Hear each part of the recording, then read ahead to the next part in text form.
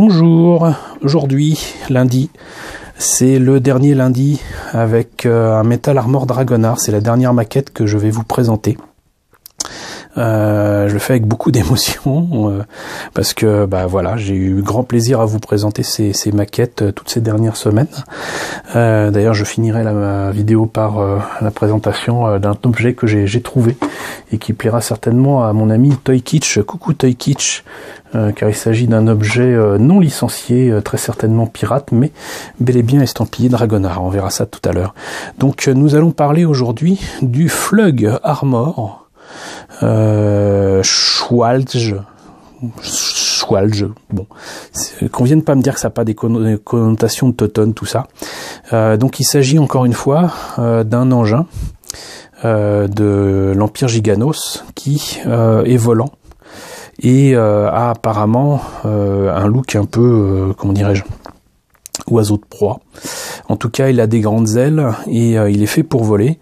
C'est une maquette au 1.144, comme toutes les maquettes que je vous ai présentées ces derniers temps, et cette superbe illustration, cette magnifique illustration est de Ryuko Maso. Décidément, ce gars-là, si un jour je pouvais le rencontrer, ça serait génial. Et il me semble que j'ai un artbook avec ses œuvres. J'espère vous le retrouver un de ces quatre et vous montrer ça, mais je sais que j'ai un artbook avec les illustrations, sans les écritures, sans rien, et c'est juste magnifique, et il n'a pas qu'à travailler que là-dessus. Donc ce Schwalge, une fois monté et peint, ça donne ça.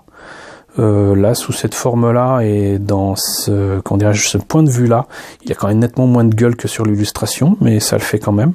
En fait, on dirait un avion avec des bras et des jambes. Et de manière un poil plus dynamique, voilà, bon, là, on a plutôt l'impression qu'il est en train de se casser la tronche, mais pourquoi pas. Et comme tous ses petits frères, il était vendu 500 yens à l'époque. Voilà, on a fait le tour de la boîte. On va voir ce que ça donne à l'intérieur. Alors comme d'habitude, l'illustration de la notice de montage est différente de la boîte. On a de nouveau de beaux dessins qui représentent donc soit des alternatives, soit des écorchés du mecha qu'on est en train de monter. Et on voit que là, du coup, ça regorge de détails qu'on ne trouvera pas dans la maquette, mais n'empêche. On commence comme pour les autres maquettes avec les bras. L'arme doit être placée dans la main et celle-ci doit être collée. Pas de double paire ni rien. On continue avec les jambes qui sont un peu plus articulées que d'habitude, je pense, mais non, en fait, apparemment les pieds ne sont pas sous forme de pince. Le buste qui est articulé à part pour la partie du bassin qui, comme d'habitude avec ces kits de cette époque-là, sera certainement une pièce à surveiller et qui cassera à la première occasion. Quelques ailettes, les ailes principales et la tête du mecha. Les autocollants, le peu d'autocollants à mettre qui sont des bandes blanches. Les armes, peut-être des citernes d'ailleurs, ça m'a pas l'air d'être des missiles. Ça m'a l'air d'être des citernes pour le fuel qui permet de cet engin de voler. Et donc on peut le mettre comme ceci. Je vois pas ce que c'est ça. C'est pour mettre... oui, on devine bien que c'est là qu'il fallait mettre les jambes. Hein. Et faut peut-être les enlever pour pouvoir les plier. Si c'est le cas, c'est un peu bête. Mais donc, une fois terminé, ça vous donne ça. Oups. Voilà. Donc, polycap. Les pièces grises. Avec une bien belle tête quand même, qui va pas être facile à peindre. Oups. Mais quand même, j'aime bien. Mais c'est juste que faire la visière verte, ici, là au milieu, ça va être compliqué, ça va même être très difficile.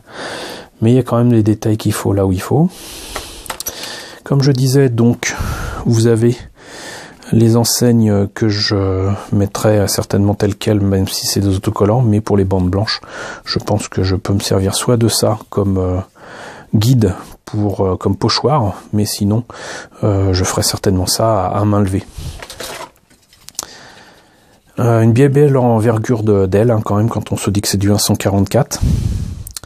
Le torse, l'empennage arrière qui ressemble à l'empennage arrière d'un F-15 ou d'un Sukhoi.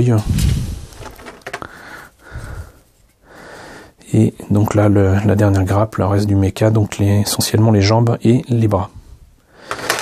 Voilà, donc encore une fois, pour moi, hein, une bien belle maquette, une maquette qui termine ma présentation de toutes les maquettes que j'ai, a priori, de Metal Armor Dragonheart. Voilà, ça a été vraiment un plaisir que de vous présenter cette collection. Je ne pense pas en avoir d'autres. Si je devais tomber sur d'autres kits, comptez sur moi pour les présenter, mais a priori, on a fait le tour. Et donc du coup, chose promise, chose due, petite surprise de dernière vidéo sur Dragonheart, j'ai retrouvé ma trousse de fin des années 80 de Dragonheart, et vous voyez donc c'est des couleurs plutôt à la Gundam, mais c'est très clairement un Dragonheart que nous avons là. Nous avons le héros dont le nom japonais m'échappe pour l'instant totalement de la série, c'est vraiment c'est lui, voilà. Et là vous avez encore une fois une bien belle illustration du Metal Armor Dragonheart 1 Custom. Superbe illustration. Et pour terminer, il écrit Dragon numéro 1, Made in Taiwan. Donc c'est un produit pirate taïwanais. Et il y a peut-être même encore, vous voyez, mes vieux outils là-dedans. Certains que je n'utilisais pas beaucoup, même une vieille gomme. Et là, je sais plus du tout ce qu'il y avait. Encore une paire de Bruxelles, ça on n'en a jamais assez, ces petites réglettes là. Et vous voyez que ça se ferme avec des aimants, voilà. Donc c'était une trousse que j'utilisais à la fin de mes études et qu'ensuite j'ai utilisé visiblement pour mettre des outils pour mes maquettes, mais qui, comme vous voyez, quand même prend beaucoup de place pour quand même pas grand chose à transporter. Ça, on peut le mettre dans une petite sacoche beaucoup plus facilement, mais c'est quand même rigolo de retrouver ça. D'ailleurs, je vois que là, il y a du métal ici, là, il n'y en a pas. Ça explique pourquoi ça ne se ferme pas. Il faudra que je retrouve de quoi fermer ce truc. Mais bon, voilà, je trouve ça rigolo de vous montrer un objet pirate, mais d'une licence qu'on ne connaît absolument pas en France, mais qui a quand même été vendue, comme vous voyez, en France.